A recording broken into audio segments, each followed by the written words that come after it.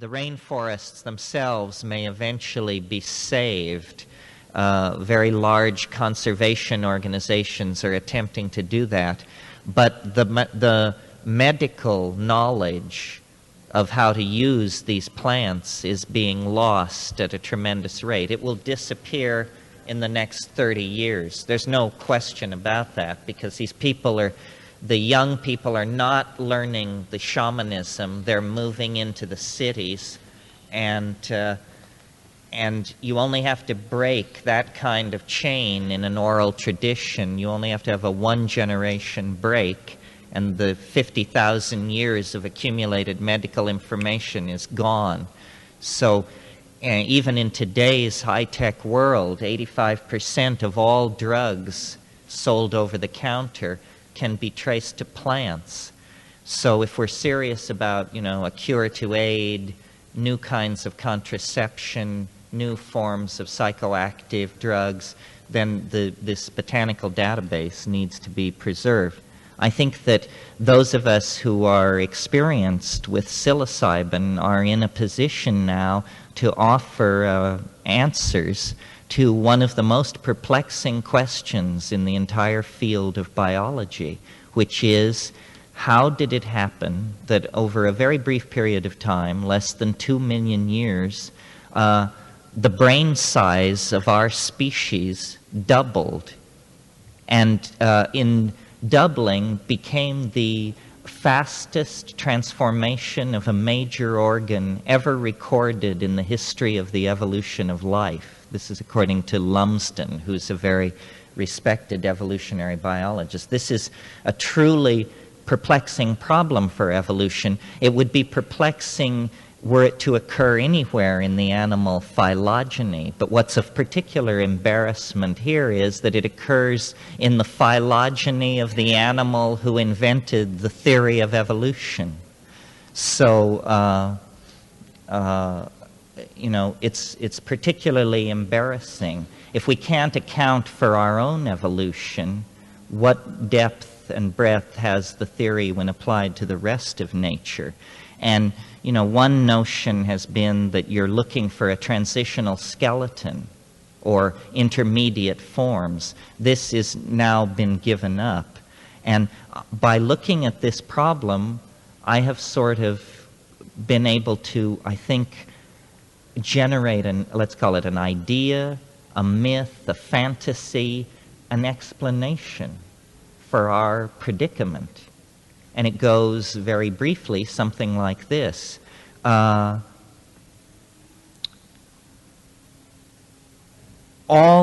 primates have what are called dominance hierarchies, male dominance hierarchies. This goes clear back into very primitive primates like squirrel monkeys.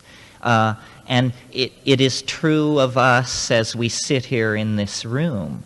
We also have dominance hierarchies, male dominance hierarchies. This is why, what the squawk is in the gender issue is that men have been running everything for a long, long time. But I maintain that there was a period in the history of the primates when male dominance hierarchies were interrupted. And they were interrupted by the presence of an unusual element in the food supply. And this element in the food supply was psilocybin. And it acted as a kind of inoculation or unconscious vaccination against the formation of ego. And that at that moment, with ego, tendency to male dominance, chemically suppressed by mushrooms in the diet, all the qualities that we take to be most human and most ennobling in ourselves emerged. Language, loyalty, community, courage, love, devotion, self-sacrifice, planning. All of these things which distinguish us from the rest of animal nature, I maintain, occurred under the catalytic influence of an exogenous neurotransmitter in the environment that was having profound effects on a monkey that was exploring a new environment and a new dietary habit. And here's the notion. Our remote ancestors reached a kind of evolutionary climactic stability in the arboreal forests of tropical Africa. And like most animal species that successfully occupies a niche of some sort, we would have stayed that way for millions of years at equilibrium, happily eating fruit and occasionally hurling shit at each other as we conducted ourselves through the forested treetops. And thought would never have entered into the matter. However, the plot thickened about 3 million years ago when suddenly, and for reasons that are hidden in the heart of the planet itself, the planet began to dry, and the African continent became subject to waves of drought and desiccation. The tropical rainforests which covered Africa began to retreat and be intercut with grasslands. And in these grasslands, a very rich fauna of animal life developed. New kinds of animals, grass-eating, herding animals, ungulate animals, cows, bison, various forms of antelope, so forth and so on. Meanwhile, turning the camera's eye on our remote human ancestors, things are getting tougher up in the treetops. Less fruit, less habitat in which to forage, and whenever an animal gets under dietary pressure, it does what any sensible creature would do. It begins to experiment with new food. It begins to test food in the environment. Now, the reason animals don't ordinarily do this is because foods also contain toxins, and toxins sometimes are mutagenic. So the reason butterflies and birds and all kinds of animals specialize in their diets, it's a strategy to avoid mutation-causing chemicals. Well, so then what happens if you put an animal population under pressure for food and it starts experimenting with new forms of food? It begins having a higher incidence of mutation. And that mutation meets the selective forces of natural selection present in the environment, and lo and behold, you get sudden episodes of evolutionary advance. And I maintain that this is what happened to us on many levels. I mean, we are a kind of monkey, but if you set us next to our nearest relative, there are a lot of things about us that are different. Our hairlessness, the proportion of our skull to the rest of our body is a fetal ratio compared to other primates. Well, among the new foods encountered by these now ground-foraging proto-ancestors of ours were mushrooms growing in the dung of wild cattle in this grassland environment. Now, the astonishing thing about psilocybin in small doses, and this was secured by research done by Roland Fisher in the late 50s, early 60s, is that in very small doses so small that you don't feel buzzed or loaded or anything, in fact you don't notice it, visual acuity increases. You can give somebody 5 milligrams of psilocybin and an hour later give them a standard optometric test, and they will do better than if they hadn't taken the psilocybin. This is because edge detection is sensitized. Well, you don't have to be a rocket scientist to figure out if there's a food in the environment of a hunting and gathering animal that conveys increased visual acuity, it's the equivalent of chemical binoculars, then those animals which accept that food as an item in their diet are going to have greater hunting success than those individuals that do not. And greater hunting success means greater success at feeding your offspring. And that means that there would be an outbreeding of the non-psilocybin-using members of the population. In other words, natural selection would then favor those animals admitting the mushroom into their diet. So that little chink in the armor, that little toehold, is sufficient for the long march toward the stars, which is taking place in our species, to begin. The next step is, if you take slightly more psilocybin, you experience what's called arousal. And arousal means a kind of general restlessness, an inability to sit still, a roving and wired kind of attention.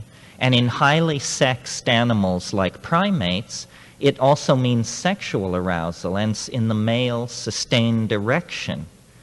A second factor promoting outbreeding of the non-psilocybin-using members of the population. In other words, you see, it was promoting what anthropologists straight-facedly call more successful copulations.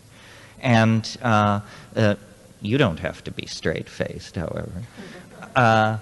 So this is the second step.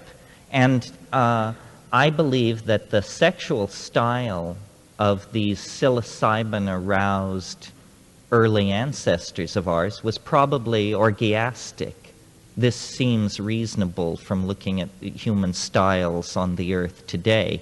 And I suspect that probably an orgiastic religious style based on the worship of a great horned goddess who was honored at the new and full moon became a religious style that was set in place for 10 or 15,000 years.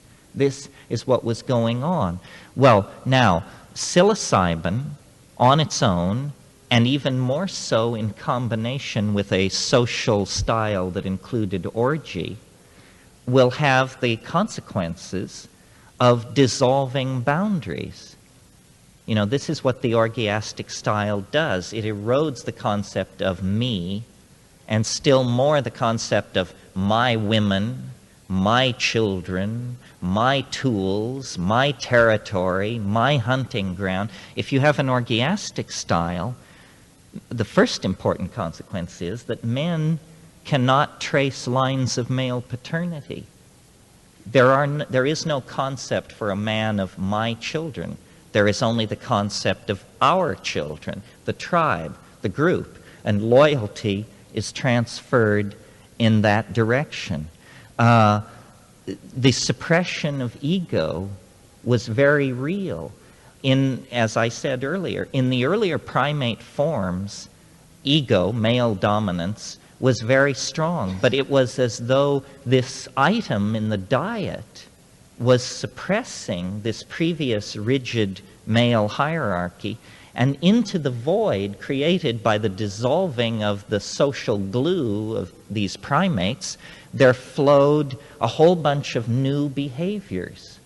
Behaviors such as pair bonding based on loyalty and mutuality of need fulfillment, cooperation, appropriate role assignment, so forth and so on. In other words, it got loose, it began to work. You see, every time there was a glaciation, and there have been 9 in the last 1,000,000 years or so, every time there is a glaciation, species, including primates, get locked into islanded areas. Well, then when the ice melts, these previously islanded populations flow together and exchange genes. And there were several waves of human migration out of Africa and into the Middle East. But I maintain, based on the archaeological evidence, that only the last wave of migration out of Africa, which began only 20,000 years ago, were the people anything other than hunter-gatherers. Always before they were just hunter-gatherers, but this last time, in the intervening glacial period, they had learned to domesticate cattle in Africa. And it was almost as though the human population was finding its way toward the cattle. And of course, in the dung of the cattle was the mushroom. So this great horned mother goddess that appears at the dawn of history is a hypostatization of the power of cattle in the human imagination. These behaviors that were developed out of this encounter with psilocybin also involved at higher doses of psilocybin. You know, remember, at very low doses, increased visual acuity. Mid-range doses, orgiastic sexual activity and ego dissolution. At still higher doses, the revelation of a religious tremendum so bizarre and unnerving that even today we, with Husserl and all the rest of it under our belts, can barely face it. In other words, a mystery which for all of our sophistication, the breadth and measure of it can hardly be taken. And that laid the basis for a sense of religio, a sense of ritual, a sense of a relationship to a tremendum. And I don't want to present this psilocybin intoxication entirely as if it were simply ameliorating the earlier evolutionary programming in the primates. It was doing that, but it was doing something else as well, because this mystery at the center of the psilocybin intoxication is not simply the contents of your unconscious mind or unfulfilled fantasy as Freud thought, or it is, in fact, a contact with a Gaian intelligence of some sort.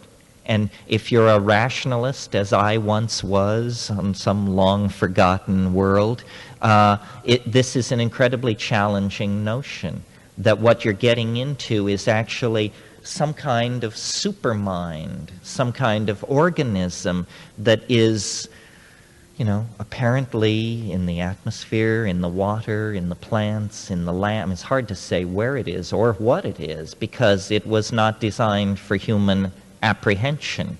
It has its own ding en siche, its own thing in itself.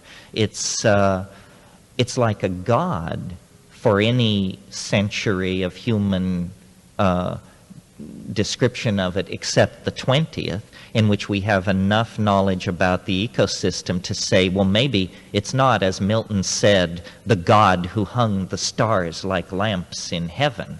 It isn't that God, but it's the God of the oceans and the jungles and the ice caps and the rivers and the glaciers and the great schools of fish and the deserts. And it's the goddess of the earth. It's the mind of organic life on this planet. And I believe that we were its chosen vessel of manifestation in a certain domain. And this is what the Edenic myth is about. The nostalgia for paradise that haunts our species is a memory of this time, this golden era that ended as recently, as 10,000 years ago. I mean, everything that we call history is a product of the traumatic break in our symbiotic relationship to the earth, occasioned by the loss of the mushroom religion, which was the religion.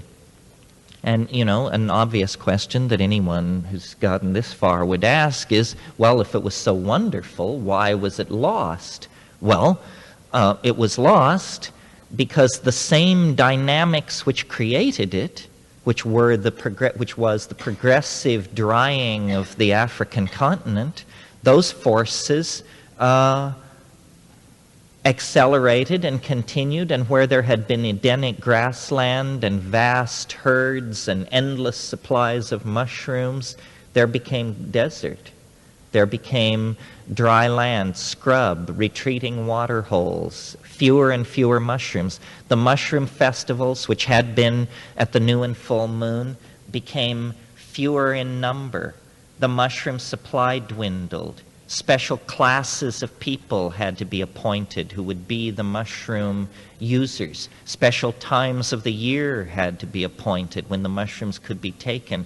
Special places in the rain shadow of mountains and near water holes became the only places where the mushrooms could be found.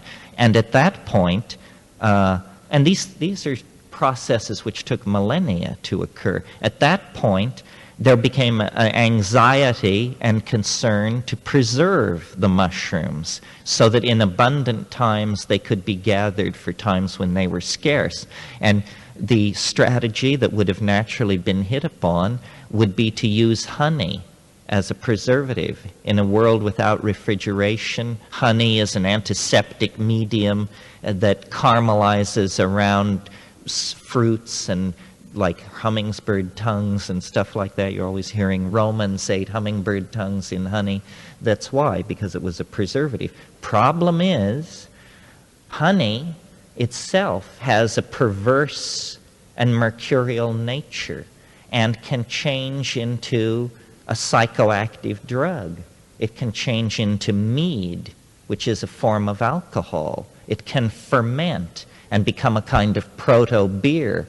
Well, in what I develop in my book, Food of the Gods, is the idea that each drug carries baggage that we are generally not aware of. Each drug promotes certain values and suppresses others.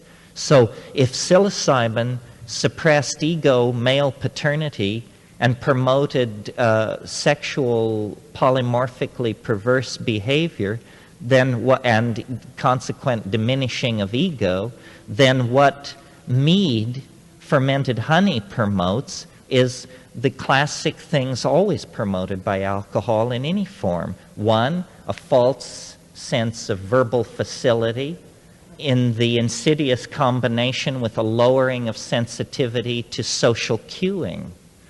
You know, you can see this in any singles bar on a crowded Saturday night.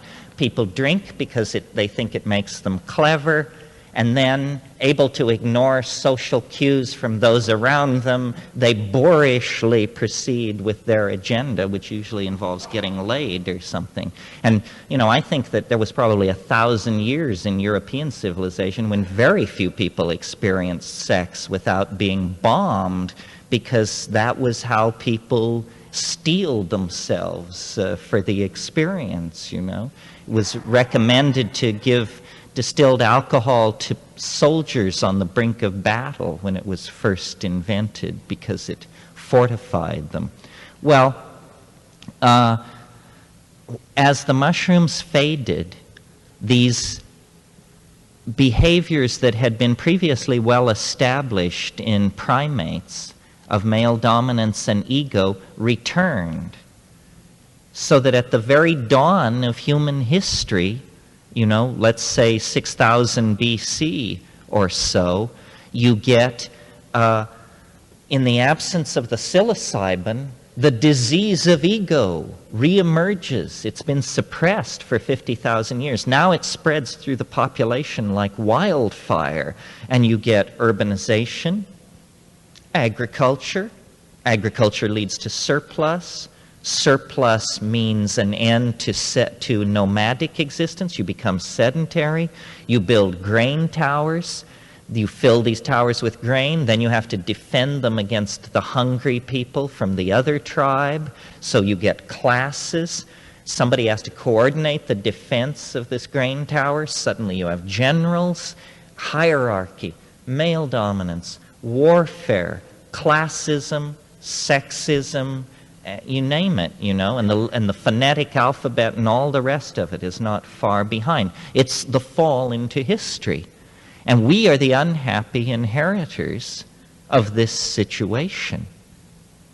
And you know, one of the things that is so unique about us is our fascination with drugs.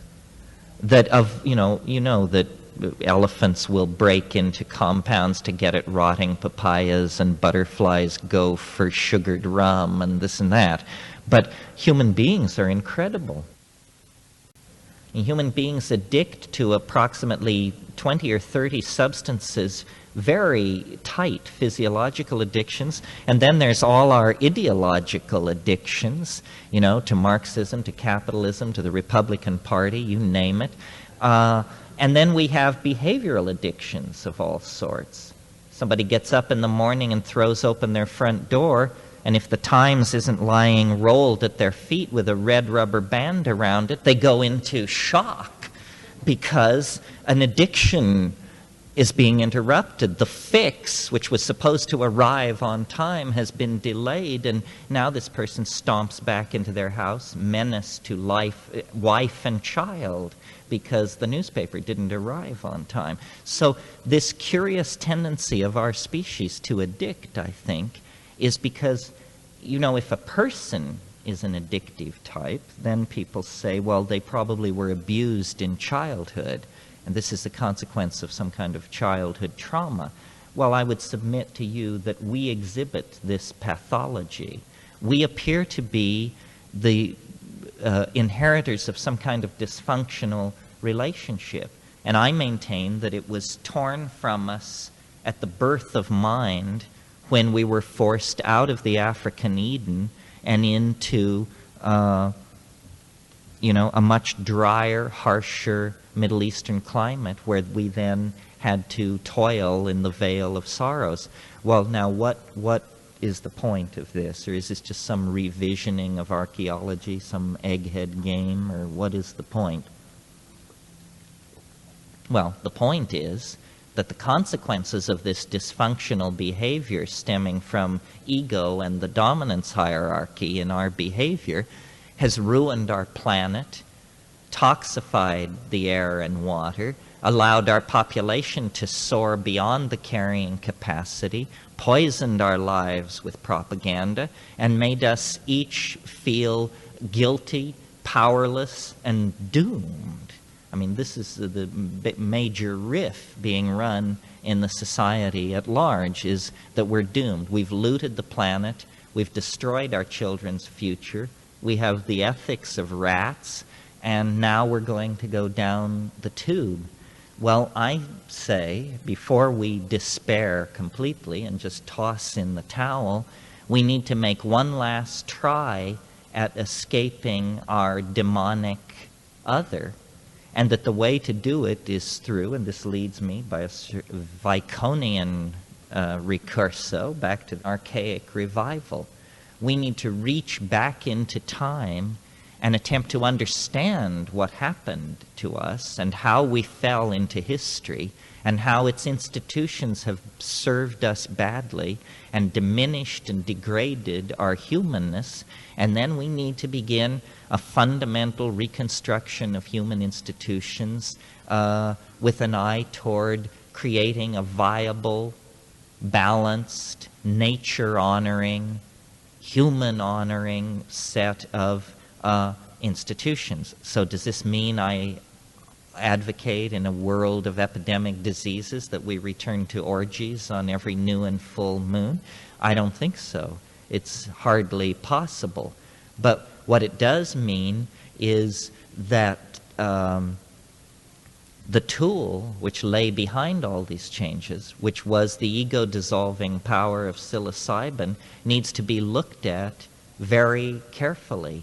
We need to examine the possibility that we could re-engineer ourselves so that we could emotionally connect with the consequences of what we have been doing to ourselves and the planet. I mean, when people take psychedelics, this is what they realize. They lose the hold on their little world. They're saving money for a Mercedes or breast implants or some damn thing. Then you take one of these things and then you get the big picture. And then you realize just where that Mercedes lies in, the long march to the stars. In other words, we see this in the rainforest cultures today. They have no high level of material culture. And yet it's not because they're not interested in beauty or poetry. It's that they simply live in a much more mental world than we do. The peculiar obsession of the Western mind is its demonic relationship to matter, that we don't believe anything is real unless it's made of stuff. And, any idea, any notion has to somehow be concretized. This is a kind of neurotic response, in my opinion. I mean, the cultures with those civilizations with no material culture whatsoever are in a much more dynamic relationship to nature. It's our obsession with stuff that is pushing us toward Armageddon. I mean, we seriously propose to bring every man, woman, and child on Earth to the level of the life standard roughly approximating that of the average dweller of this island. Well, I've got news for you. There isn't enough metal, glass, plastic, and petroleum in the planet to do that. And in fact, it's causing the toxification of our world. Unfortunately, we live under a social system that is stuff obsessed. We must have money in order to get things, and the number of things around that they're telling you you need is beyond your ever being able to satisfy yourself. We have been told that what is within is nothing, and that all meaning lies in the exterior world. So only science has meaning, only property has meaning, and in fact, the felt presence of immediate experience is the only thing you will ever truly possess. The felt presence of immediate experience. It's the quality of that determines whether you're a happy or unhappy person. And you can be dying of intestinal parasites in some hut in the Amazon, and if your felt quality of immediate experience is superior, then you're superior to the guy who's being chauffeured around in an air-conditioned limousine in some urban center somewhere. Our whole cultural delivery system denies this, So we have the concept of entertainment and of drugs. I mean, to my mind, television is a far more insidious drug than heroin, and that they're very comparable. They're cousins. The difference between heroin and television is that at least on heroin you can think your own thoughts. On television, they don't even give you the option to do that. You imbibe a manufactured data stream, the main purpose of which is to introduce you to the cosmetically enhanced surfaces of certain products which you don't need. The average American watches 6 hours of TV a day.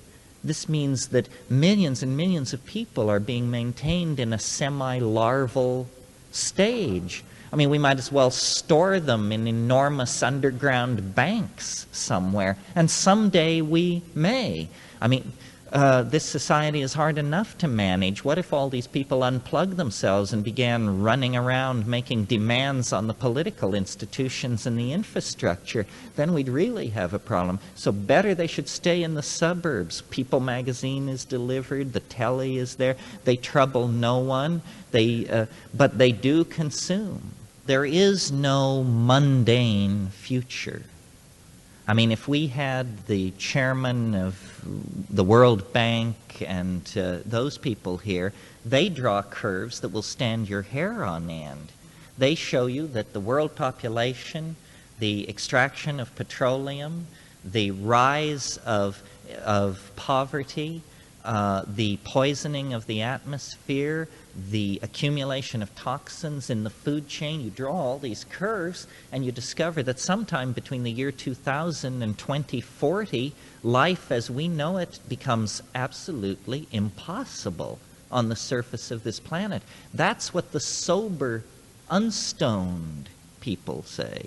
So then the rest of us are supposed to come to terms with this in some sense, and you can either despair and say, well, then we're just, the momentum of 1,000 years of chuckle-headedness is just going to slam us into the wall of planetary limitation at a speed of about 5,000 miles an hour, or we have to sort through our toolkit and find the right wrench to get this sinking submarine back up to the surface.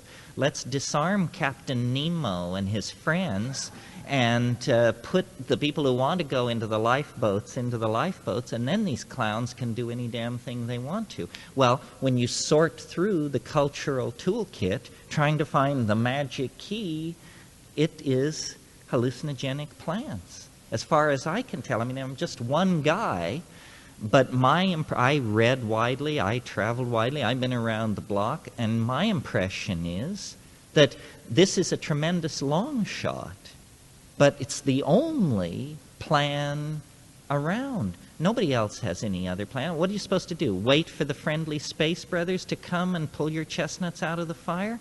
I just don't get, I'm underwhelmed by the evidence that that's about to occur. Maybe it's about to occur. I don't regard myself as having an answer. I more like have a clue. I sorted through, just as I assume you are doing, trying to figure out, taking seriously what Alan Watts and Joe Campbell and all those people, Jung, trying to figure out, what are these people talking about? Is it just abstract? Can it ever be reached? And I sat at the feet of various rishis, roshis, geishas, and gurus. I swept up around the ashram and so forth and so on. And, these people just don't have the moxie. I mean, maybe they've got something, but we don't have 1,000 years to unravel this thing. It is a sinking submarine. Chatter is now out of bounds. Plato said, time is the moving image of eternity. And my model for these psychedelics is, if you push me, ultimately mathematical. I mean, I think that when we say we dissolve a boundary, when we say that the psilocybin dissolves all boundaries, another way of putting that is to say that we rise to a higher dimension, where what were boundaries now have been erased. And I mean another dimension in a very mathematical and formal sense. And there is a dimension from which the past, the present, and the future are equally discernible, and you go into that place. Shamanism, a good definition of shamanism, a psychedelic definition, is a shaman is somebody who has seen the end. That's all. And if you've seen the end, then you come back and take your place in the play with an entirely different attitude. In the mountains of the Sierra Mazateca of central Mexico, there are Mixtec and Mazatec Indians, the only place in the world where living mushroom cults with ancient roots still exist. The mushrooms were discovered in 1953 by Gordon and Valentina Wasson because they went to these villages and uncovered this thing. People thought it had been wiped out with the Spanish conquest, but it hadn't. It had just retreated into the Oaxacan interior and been kept alive. One way that I think about these Aboriginal peoples is that they kept the secret while we descended into history. They stayed at home and kept the old secrets, and we descended into matter. We made a kind of pilgrimage, and we call it human history. Now it's over. Now we have to take what we've learned from this demonic pilgrimage into the domain of the material and use it to save the planet, to care for the planet. The only justification for history is if we use what we've learned to care for life on the planet. And we may end up, using thermonuclear weapons to destroy incoming space junk. that imperils the ecology of the planet. There may be tasks for which only high technology is adequate. That, you know, if an asteroid is going to strike the Earth, you don't want to be a rainforest shaman in that situation. You want to be in command of intercontinental ballistic missiles with high lift capability that can take a 50 megaton weapon out there and blow this thing to smithereens. I see our bodhisattvic obligation as a biological obligation, that we are to care for the Earth. After all, the Earth cared for us, and we're like scabies or something, you know? I mean, it can't be very much fun for a planet to have a species on it which is always extracting petroleum and spreading plutonium around and dumping junk into the oceans and the atmosphere. I just said, you know, my God, what is this? It's a raging viral infection of some sort. And yet, we may be the means to a technology that will actually then give us a destiny, save history from just being madness, century after century of rape and pogrom and just, you know, the horror that it is. I'd like to redeem that. I'm like Stephen Dedalus. I'd like to awaken from the nightmare. Mircea Eliade once made a wonderful statement. He said, he was comparing our culture to a dying person. And he said, in the same way that a dying person sees their whole history flash before their eyes, a dying culture will frantically publish everything in one last final spasm of fear. Every Egyptian text, every Tibetan text, every Hopi prophecy, everything will be published, because they're looking for answers. Somewhere it has to be. Did the Tibetans know it? Did the Witoto know it? Did the Inuit know it? Who knows it? We've got to find out. And eventually they'll get around to saying, well, now what about these psychedelic people? We've been jailing them and hounding them for years. They claim they have an answer. And they'll say, you know, get them. Get them on the line. We'll talk to anybody at this point. Bad times lie ahead. Things are going to get worse before they get better, but they're going to get better. The problem, as I see it, with the West is in a search for philosophical economy, of which there's nothing wrong with philosophical economy, but in a frantic search for philosophical economy, we did great damage to our intuition. And what this gave us is monotheism. Monotheism is a very good idea on the first pass and not such a good idea on the second pass, because if you take a page from Jung, as I try to do, you know that the religious ontology of a culture reflects its innermost psychology. And the idea of monotheism, one God, omnipresent, omnipotent, unforgiving, and everywhere, is an image of the male ego. That's all it is. It's an enshrining of the ideal personality as defined by that society. And yet what it creates is